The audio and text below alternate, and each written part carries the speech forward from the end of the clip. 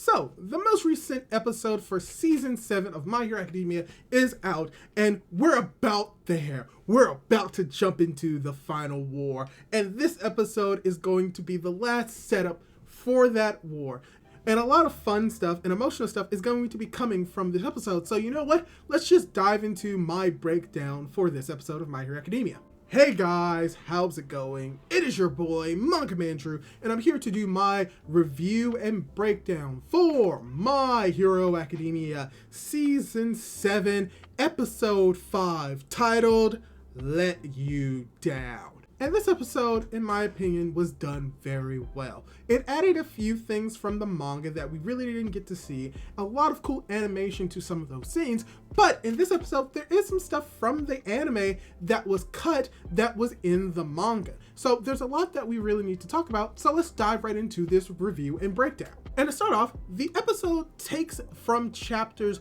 341, the story of how we all became heroes, part -1. Chapter 342, the extreme quiet before the storm. And chapter 343, where the title of this episode comes from, Let You Down. And the episode actually starts with something that we've all been waiting for, a Toga scene that kind of hints a little bit more to her flashback as we go back to her family home, where the anime very much well adapts what we got in the manga of many of the words on the wall scribbled on there by people who hated the actions that Toga did,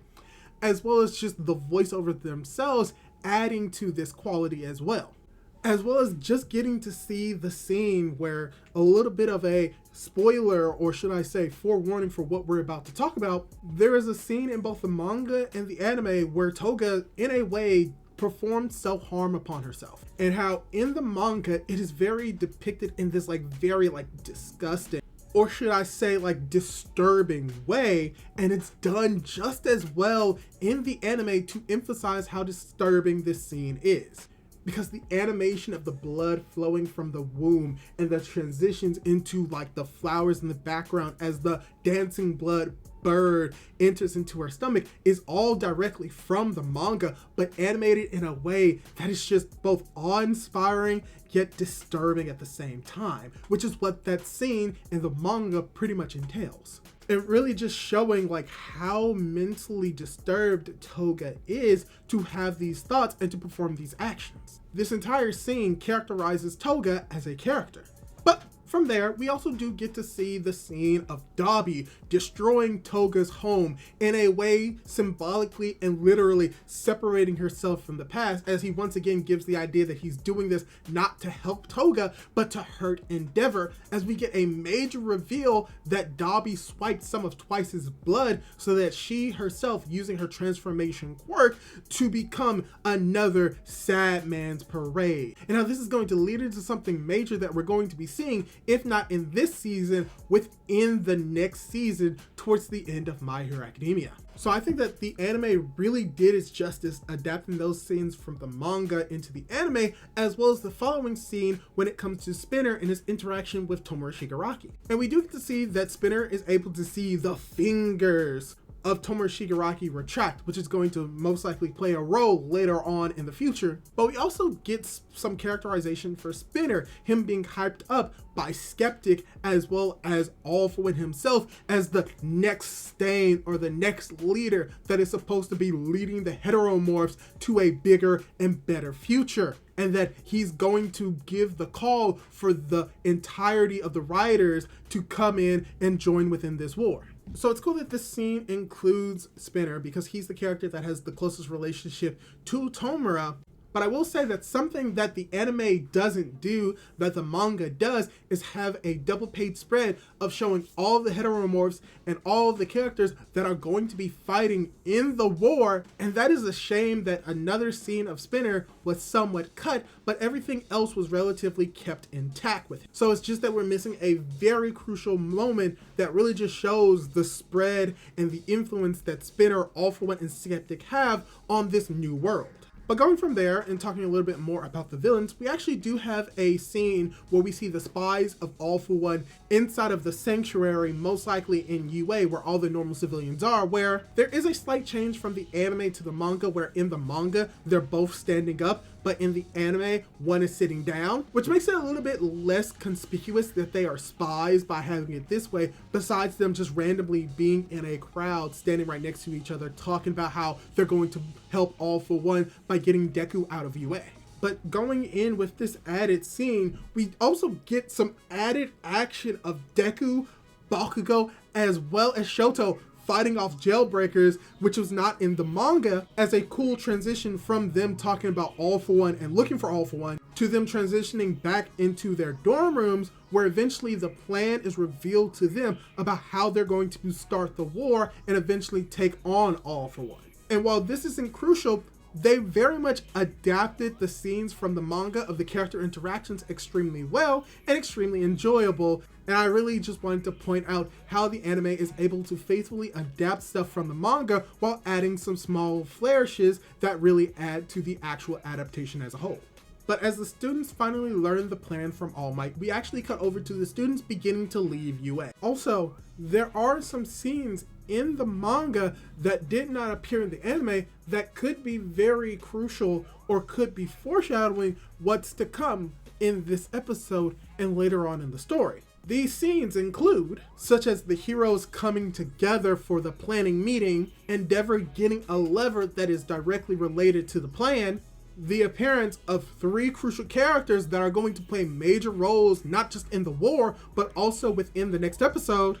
but just some scenes of the characters interacting with one another as well. But yes, we do see the students leaving UA, which is to the chagrin or the happiness of the spies who were able to achieve their goal without doing much. Also, something else that I wanted to bring up is that when we transition in between the spies realizing that the students are leaving and the students learning about the plan to actually go against All for One, there is an added scene in the anime, not in the manga, where you have Nezu announcing to everyone what's going to be happening with the war and that they need to be prepared to go into martial law as everything is about to go down in a few days, and that they should just stay put in secure locations within the UA facility. So it's cool because it really just adds to the world and how people would react and what actions would need to be taken prior to what we see at the end. But it's also just a cool moment to transition into the students leaving, and I just kind of like this new addition.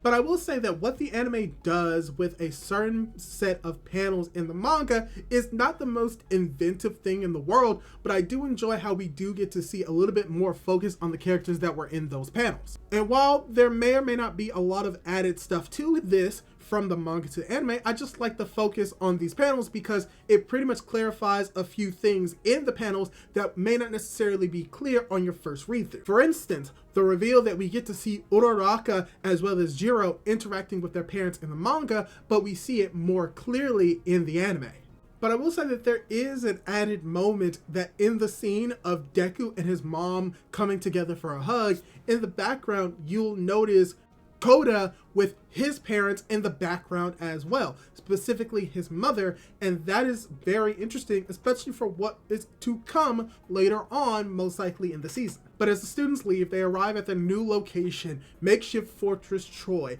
as not a lot really happens here. We do get conversations between Ida, Kirishima, Bakugo, and Shoto, and how they're trying to comfort Shoto with his eventual battle with Toya and coming to terms with what he needs to do. But the most important aspect of this part is the conversation that Deku has with Uraraka as they begin to relate and kind of flirt with one another, and how they begin to relate with their feelings against the villains and how they cannot forgive them, but in a way they still want to try and help and save them. And I will say that in the manga, this conversation ends with All for One announcing that the war is about to begin, but that piece of information and panel is cut because we directly lead into All for One coming up with the plan to eventually get Deku alone with Aoyama, where it's revealed that he does have a lie detector quirk which prevents Aoyama and his parents from lying to him, and he believes that he can finally get the jump on Deku and that he's in a state of finally being able to steal one for all, as we do get the scene of Aoyama and Deku coming to terms with one another, meeting up in the field where Deku is trying to understand why Aoyama is here, and Aoyama explains that he's working with All For One, he needs to protect his parents, and he kind of divulges All For One's plan to a certain extent. And how in the anime, it pretty much takes panels from the manga but actually adds to it in an animation, but just also adds scenes to it, where we get a clearer understanding of what All For One kind of wants to do from Aoyama's perspective, which is to throw the world into turmoil, be the provider of all the necessities that the people would want and need, and eventually become the Demon Lord. And how he says all of this with this symbolism in the background, as well as All For One coming from out of nowhere, appearing behind him to try and capture Deku. And as Aoyama gives this speech about how he's going to fight, and as tears are falling from his face, he eventually goes and attacks All For One, revealing to All For One that this was all a hoax,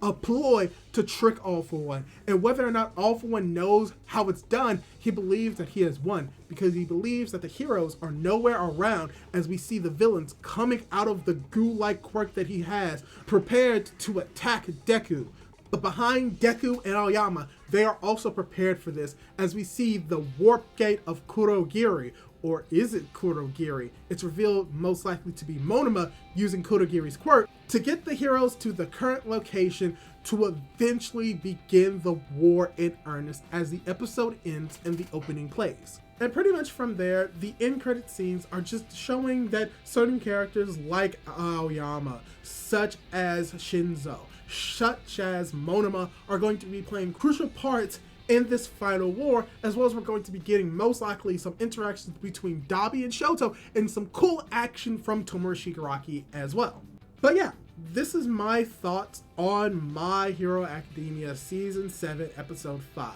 I really think that this episode was a fine final farewell to the setup to the final war, and pretty much gives us everything that we need to know and be prepared for the actual action of the war to begin. There are some slower moments in this episode that could have been done better, but overall I think that this was an amazing episode. And let me ask you this, what did you think of the episode? Did you like it? Did you dislike it? And are you okay with the cut panels from the manga that were not in the anime? And do you think that we're going to be getting them later on in the season? Leave your thoughts down below, and don't forget to subscribe to my YouTube channel for more content like this. Do all that cool jazz, and hopefully I'll be able to catch you in my next video. Goodbye!